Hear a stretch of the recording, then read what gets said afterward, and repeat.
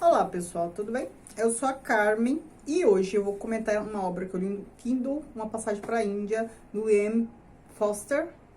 Um dos livros que está relacionado naquela relação da revista Bravo, os 100 melhores livros da literatura mundial. Antes de começar a resumir a história, eu vou falar do autor, o pouco que eu conheço dele.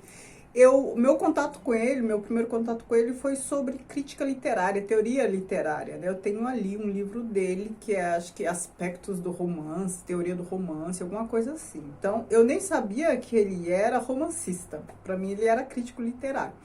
E aí, me deparei com esta obra. Outro fato importante sobre ele é que ele pertencia àquele grupo lá do Bloomsbury, acho que é isso, aquele grupo do qual participava a Virginia Woolf, né? Então ele era amigo dela. Então a gente está aqui no comecinho do século XX, período que ele escreveu esta obra.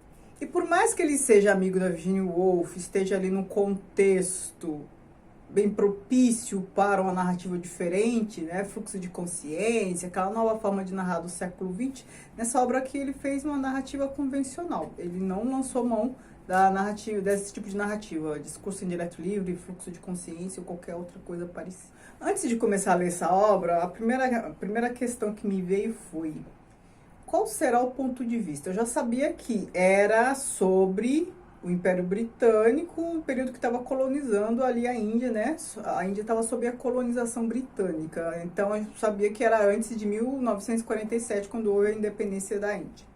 Aí eu pensei, um britânico escrevendo sobre a Índia. Qual será o ponto de vista, né? Foi a primeira coisa que me veio.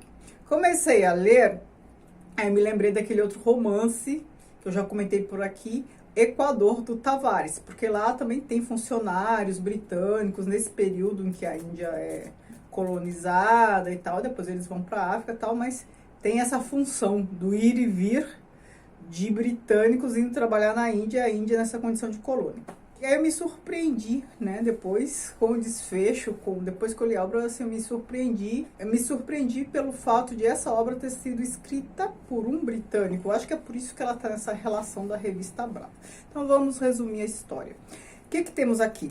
A gente tem aqui, logo no comecinho, os indianos lá conversando, se questionando sobre a possibilidade de britânicos e indianos serem amigos, né? Porque a gente está aqui numa relação de conflito, né? Não dá para falar que é diferente. É colonizador e colonizado, um querendo impor, um querendo tomando as riquezas de um país, subjugando, se achando dono da terra que antes era do outro, enfim, toda essa relação conturbada que nós conhecemos muito bem. E aí, outro fato interessante que acontece em seguida é que um dos personagens principais aqui, o Dr. Aziz, que é um indiano, um médico indiano, ele está na mesquita, ele é muçulmano, né? A gente está num período em que ainda não havia Paquistão, né? Houve, com a independência da Índia, a Índia foi dividida, a Índia que a gente conhece, Paquistão, foi uma divisão mais religiosa. Por um lado ficam os hindus, por outro lado os muçulmanos. Então a gente está num momento que ainda não havia essa divisão, então hindus e muçulmanos ali, no mesmo território. O doutor Aziz, muçulmano, ele estava numa mesquita, aí nessa mesquita entrou uma senhora inglesa. Ele meio que ralhou, meio que tentou chamar a atenção dela, né, sobre entrar com sapatos, alguma coisa assim. E ela disse não, que já tinha deixado sapatos e tal, que ela conhecia os costumes, né, porque ele falou que era um lugar de respeito e tal. E ela disse que conhecia, né, os costumes e tal. Aí eles começaram a conversar, aí a conversa que pareceu ser de conflito, animosa, com animosidade, não, foi se convertendo numa conversa agradável. E a gente percebe claramente que eles se gostaram, assim, né, nesse contato inicial. Ela se apresentou como mãe do magistrado. O magistrado é o quê? Um inglês que é o responsável, uma espécie lá de prefeito, qualquer coisa parecida com isso. Não é a figura de um governador, como tinha em Equador, figura de um magistrado. Então, alguém lá do país colonizador que é responsável ali, que resolve as questões ali na colônia. Ela era a mãe dele. Para resumir a história, Ela conta depois pro filho, que é o magistrado, desse lance. Aí o filho achou que o indiano foi desrespeitoso e tal. Aí surgem outros personagens ingleses, principalmente a maior parte deles ingleses. Uma moça britânica que vai para lá para ver se acostuma com a Índia, para ver se vai se casar com o magistrado e tal. Para as coisas ficarem bem azeitadas, eles dão lá uma festa e tal, e aí eles combinam um passeio por uma caverna indiana. Essa caverna é fictícia, né? Não existe, nem a cidade também existe, né? O autor usou nomes fictícios aqui. A caverna famosa lá na Índia e tal. Aí vão essa senhora, essa moça aí, a pretensa futura nora dela, o doutor Aziz, aí tem guia e tal. E é uma caverna com muitas, acho que galerias, né? Entradas e tal. É uma caverna que tem eco, tem barulhos, ecos e tal. Eu só sei que houve um lance aí que a senhora, acho que passou mal, não entrou, ficou do lado de fora da caverna, houve desencontro, o doutor Aziz não foi junto, ou foi junto. Só sei que chegou um momento que essa moça, a pretensa noiva, ela estava com guia lá e aqueles barulhos na caverna, enfim. Houve alguns problemas, houve um desencontro do Dr. Aziz, que depois foi procurar a moça, achou os óculos dela, guardou os óculos dela, enfim. Houve uma confusão aí. E agora eu vou dar spoiler, porque senão eu não consigo analisar. Agora, se você não quiser saber o que acontece, recomendo que você pare por aqui. Deixe seu joinha. Tchau, a gente se vê no próximo vídeo. Porque eu vou dar spoiler, porque eu preciso comentar para terminar de analisar aqui, para terminar o meu fluxo de raciocínio. Então, o médico foi lá. A moça fez uma queixa contra ele.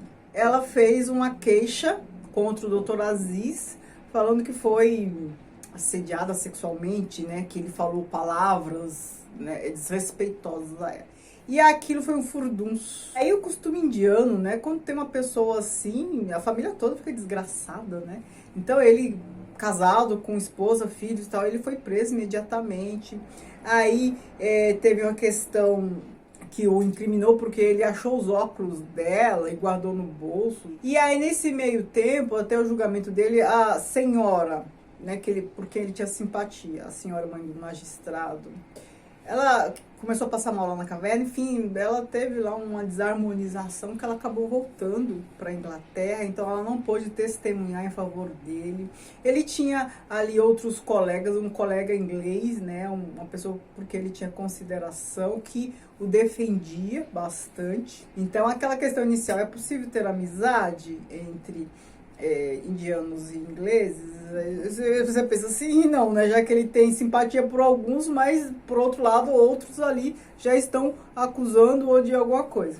E agora minhas considerações sobre a obra. A questão aqui principal, que antes de começar a ler o livro, eu me perguntei, né, qual seria o posicionamento do escritor nessa história, já que ele era britânico, falando da colonização. Eu pensei, ele vai falar o que de domínios e tal. Ao suscitar essa questão de conflito entre indianos e britânicos, o que ele está deixando claro? Ora, o outro, o indiano, né? O outro para o britânico é o indiano nesse contexto. O outro que sempre estava sendo acusado, denominado de selvagem, enfim. Né? Os indianos sofriam todos os xingamentos, eram referenciados da mesma forma que nós aqui da África, da América Latina, né? Nós somos meio que macacos para eles todos, né? Quem tem ascendência indígena, negra, enfim, para eles é gente inferior, né? Selvagem, primitivo e tal. Era esse o discurso comum. Então, é um povo que precisava ser colonizado, porque tinha costumes bárbaros que, sei lá, estavam mais próximos dos bichos do que dos humanos, para essa conversa que a gente já conhece bem. Então, era esse o discurso. Por isso que eu comecei a ler com desconfiança. Aí, o Foster faz essa obra já suscitando essa questão. O indiano é realmente o primitivo?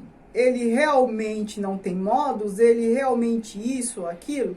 Né? Então, por um lado, o discurso era assim de animosidade, que o outro precisava ser evangelizado, inclusive, né? Porque quando fala de costume bárbaro, estão falando de hábitos, de língua e, sobretudo, a gente não pode esquecer, sobretudo, de religião. Então o indiano é tudo isso mesmo? E o inglês, como é que fica nessa história? Aí vem o Foster escreve essa obra em que ele problematiza a questão, né? Já começa com essa questão, ele mostra possibilidades de amizade, até mostra o indiano não como uma caricatura, né, do selvagem, muito pelo contrário, a gente está falando aqui de um médico respeitado ali na comunidade, um médico que foi interditado, né, tal, ele ali no seu país, tem toda uma moral, tem toda uma vergonha, tem toda uma honra ali na sua comunidade, que caiu por terra, né? Não é nem a questão de ter sido colocado à prova, caiu por terra, porque ele foi preso, ele estava sendo acusado e já foi imediatamente preso. E foi acusado injustamente. Quem é o selvagem? Mas aí o autor teve o cuidado de não demonizar a moça que fez isso. Então, assim, não é que ela fez de propósito, não é que ela, antes até mesmo do julgamento, ela quis retirar a queixa. Mas aí não deixaram. Por quê? Porque tinha ali personagem, principalmente o magistrado, que tinha essa visão preconceituosa realmente dos indianos. Então, assim, se há algum conflito entre britânico e indiano, não quero nem saber a verdade. O indiano já é o errado da história, como acontecia sempre. Então, ele tinha esse posicionamento. E ela, morrendo de medo de ser injusta, aconteceu o julgamento e ela inocentou. O que aconteceu? Ela estava numa caverna com eco. O eco a confundiu. Ela achou que fosse o doutor Assis falando coisa, mas na verdade os barulhos, assim, os assobios da caverna, e ela se confundiu. Acho que também estava calor, tinha a questão assim, de clima, de temperatura, num ambiente claustrofóbico, e aí com eco. E ela se confundiu e tal, e ela pediu desculpas. Então ela não fez de má fé. Então, ela não foi pintada, essa personagem não foi pintada como alguém de má fé, que fez isso de propósito, explicitamente preconceituosa, né, partindo do princípio que é o indiano, então ele fez isso. Não, ela voltou atrás, mas ainda assim o posicionamento dela foi preconceituoso, é o tal do racismo estrutural que a gente sempre ouve falar. Então, no mal sub, não sei o que, a primeira coisa que vem à cabeça, de maneira até inconsciente, é acusar um indiano. Então, assim, o racismo estrutural, gente, ele faz com que a gente seja racista. E quando eu falo a gente, eu me incluo, porque negros também são racistas, porque vivem num sistema racista. De maneira até sem perceber que está sendo. Às vezes é totalmente imbuído de boa fé, mas vive numa cultura racista, acaba cometendo atitudes racistas. E ninguém escapa disso no sistema estruturado com esta lógica, por mais boa vontade que tenha. Então, é um exercício não ser racista.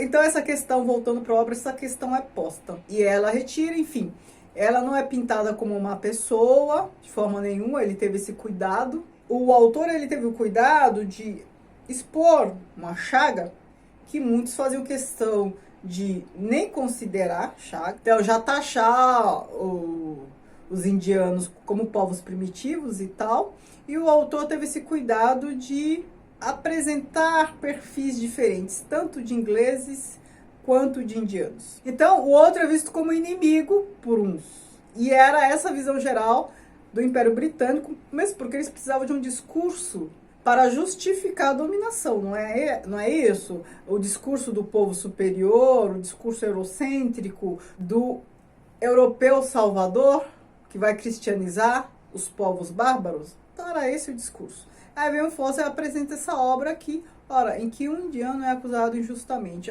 Que é possível amizade sim, mas sempre com o pé atrás. Aqui, depois que o doutor Aziz ele é solto, aquele inglês que era amigo dele, que o defendeu, eles tiveram assim, o relacionamento deles ficou estremecido e tal. Aí o indiano duvidou da amizade deles, depois se restabelece, mas assim, até uma situação em que a amizade, numa primeira situação, assim, numa rusga, já vem essa desconfiança, você percebe? Que talvez se fosse entre dois indianos não houvesse a desconfiança do outro estar sendo desleal e tal. Então assim, é uma amizade até com o pé atrás. Ele também ficou meio chateado com a senhora que foi embora.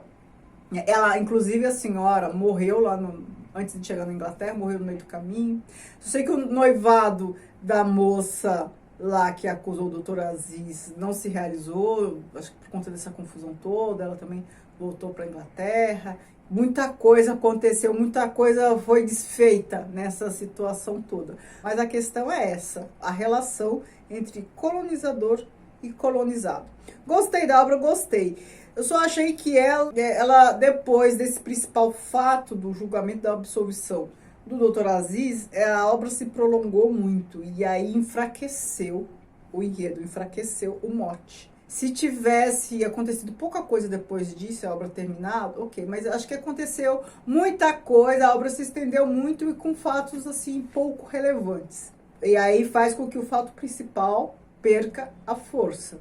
Né? Achei isso, mas é uma obra muito boa, né? Tem uns diálogos interessantes, traz essa questão necessária e bem interessante para a gente pensar, essa relação colonizador e colonizado, que está longe de ser uma relação não conflituosa. Me diga o que vocês acharam, me diga se vocês já leram, tem um filme que eu não vi, mas eu sei que teve gente que viu o filme e não leu o livro. Me diga se você já leu o livro, já viu o filme, o que vocês acharam, qual foi a percepção que vocês tiveram.